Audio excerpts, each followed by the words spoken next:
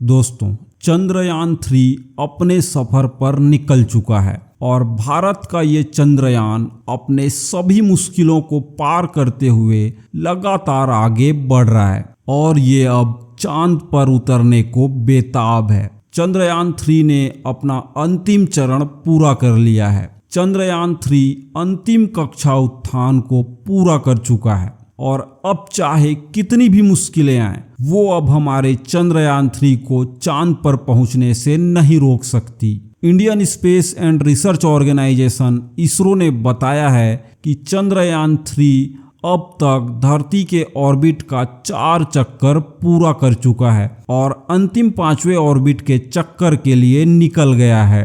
जानकारी के मुताबिक चंद्रयान-3 ने 25 जुलाई की शाम को 5वीं कक्षा में प्रवेश किया और इसे पूरा करते ही इसरो एक बटन दबाएगा जिससे चंद्रयान-3 को थोड़ा पावर बूस्ट मिलेगा और वो पृथ्वी के ऑर्बिट को छोड़कर चांद की ओर निकल जाएगा और दूर जाकर चंद्रमा की ऑर्बिट को ग्रैब कर लेगा। चंद्रयान-3 5 अगस्त को चंद्रमा की ऑर्बिट में पहुंचेगा और लगभग 23 अगस्त को चंद्रमा की सतह पर सॉफ्ट लैंडिंग करेगा। जी हाँ दोस्तों, ये सॉफ्ट लैंडिंग वही प्रोसेस है जिसमें चंद्रयान-2 असफल हो गया था। चंद्रमा की सतह पर उतरने के दौरान लगभग 3.7 किलोमीटर दूर चंद्रयान-2 अपनी निर्धारित स्थिति से थोड़ा झुक गया, जिसके कारण उसके पूर्व निर्धारित लैंडिंग की जगह में परिवर्तन हो गया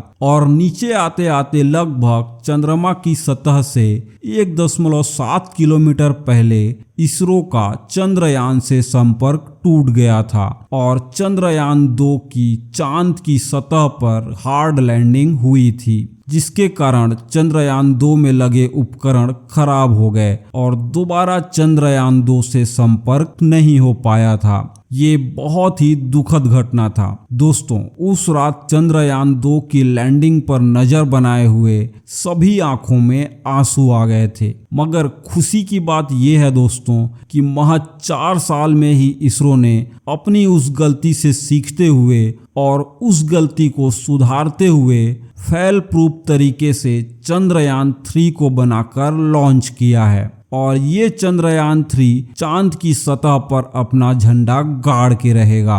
जी हाँ दोस्तों, हमने फेल प्रूफ कहा। दोस्तों, चंद्रयान-3 का सिस्टम फेल प्रूफ है क्योंकि चंद्रयान-2 की असफलता के बाद उस असफलता से बहुत कुछ सीखकर हजारों लाखों एक्सपेरिमेंट करके और कई बार सिस्टम को टेस्ट करके इसे बनाया गया है। इसमें लगाए गए हर एक पार्ट को कई बार टेस्ट किया गया है और अगर कोई पार्ट में 0.01% भी खामी मिली तो भी उसे रिप्लेस कर दिया गया है। और पिछली बार चंद्रयान-2 के क्रैश लैंडिंग का सबसे बड़ा कारण सॉफ्टवेयर को माना जाता है। इसलिए इन 4 सालों में चंद्रयान-3 के लिए सॉफ्टवेयर को पूरा रीडिजाइन किया गया है और सॉफ्टवेयर के हर एक मॉड्यूल को बारीकी से कई बार टेस्ट किया गया है। जी हाँ दोस्तों, कई बार टेस्ट किया गया है क्योंकि जब तक हम धरती पर हैं सब कुछ कर सकते हैं, लेकिन जहां हम धरती से बाहर गए,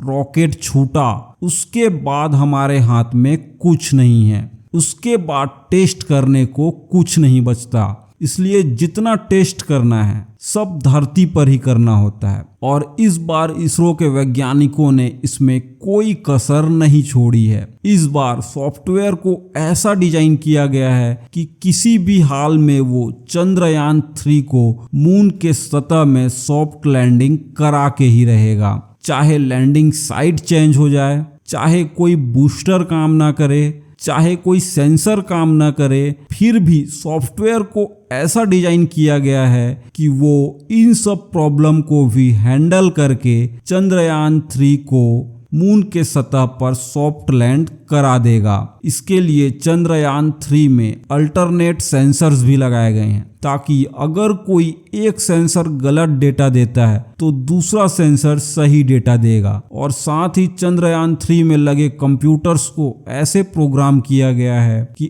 अगर कोई सेंसर गलत डाटा देता है तो कंप्यूटर उस सेंसर के डाटा को इग्नोर करके बाकी सेंसर्स के डाटा का इस्तेमाल कर मून के सतह पर सॉफ्ट लैंडिंग कराएगा। इतना ही नहीं दोस्तों, इस बार लैंडर के लेग्स यानी कि पैरों को भी पहले के चंद्रयान 2 के मुकाबले में बहुत स्ट्रॉन्ग बनाया गया है, जिससे अगर खुदा ना खास्ता कुछ कमी रह गई और चंद्रयान 3 का लैंडर सॉफ्ट लैंडिंग न कर पाए और उसकी थोड़ी बहुत हार्ड लैंडिंग भी हो तो चंद्रयान 3 का लैंडर अपने मजबूत लेग्स के कारण मून की सतह पर हार्ड लैंडिंग को भी बर्दाश्त कर पाए और उसके अंदर लगे उपकरणों को कोई नुकसान न हो। इसलिए भी दोस्तों चंद्रयान 3 के इस मिशन को फेल प्रूफ मिशन कहा जा रहा है। दोस्तों चंद्रयान 3 में 3900 किलोग्राम वजनी पेलोड में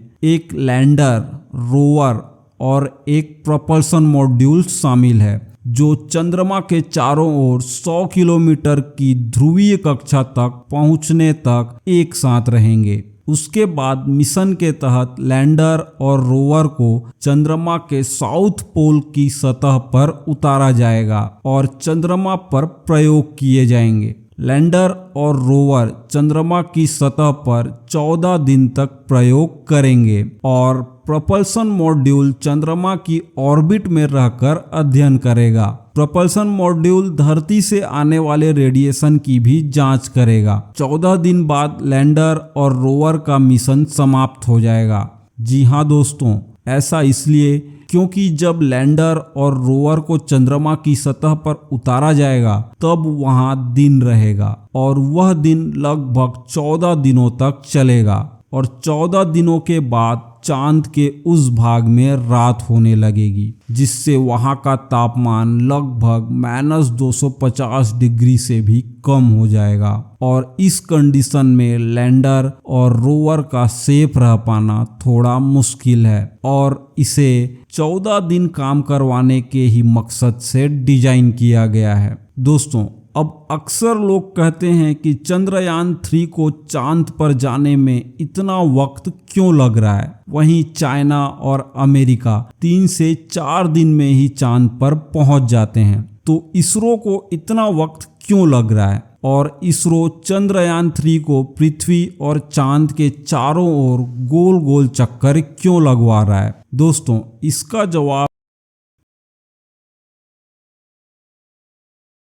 तो दोस्तों आप चंद्रयान 3 को चंद्रमा की सतह पर उतरता देखने के लिए कितने एक्साइटेड हैं, हमें कमेंट में जरूर बताइए और शेयर कर दीजिए इस वीडियो को अपने दोस्तों को भी व्हाट्सएप पर, फेसबुक पर। हम मिलते हैं आपसे अगले वीडियो में।